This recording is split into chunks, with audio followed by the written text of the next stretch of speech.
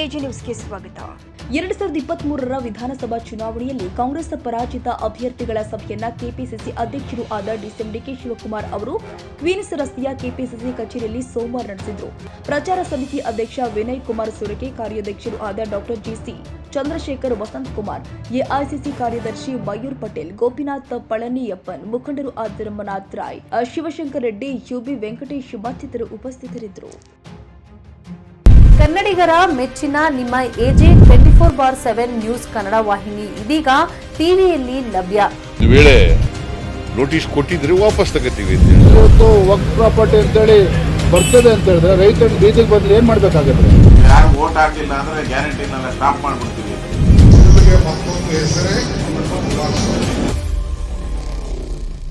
ಕರ್ನಾಟಕ ಮತ್ತು ದೇಶ ವಿದೇಶ 360 ಡಿಗ್ರಿ ಸುದ್ದಿ ಹಾಗೂ ಉತ್ತರ ಕರ್ನಾಟಕ, ಬೆಳಗಾವಿ, ಬಾಗಲಕೋಟೆ, ಧಾರವಾಡ, ಹಾವೇರಿ, ಗದಗ, ಬಿಜಾಪುರ ಜಿಲ್ಲೆಯ ಕ್ಷಣ ಕ್ಷಣದ ವಿವರವನ್ನ ಪಡೆಯುವುದಕ್ಕೆ ಎಜೆ 24/7 ನ್ಯೂಸ್ ಕನ್ನಡ ವಾಹಿನಿಯನ್ನ ಲೈಕ್ ಮಾಡಿ, ವಿಡಿಯೋಗಳನ್ನ ಶೇರ್ ಮಾಡಿ, ಕಮೆಂಟ್ ಮಾಡುವ ಮೂಲಕ ನಮ್ಮ ವಾಹಿನಿಗೆ ಸಹಕಾರ ನೀಡಿ ಮತ್ತು ಚಾನೆಲ್ ಅನ್ನ ಸಬ್ಸ್ಕ್ರೈಬ್ ಮಾಡಿ.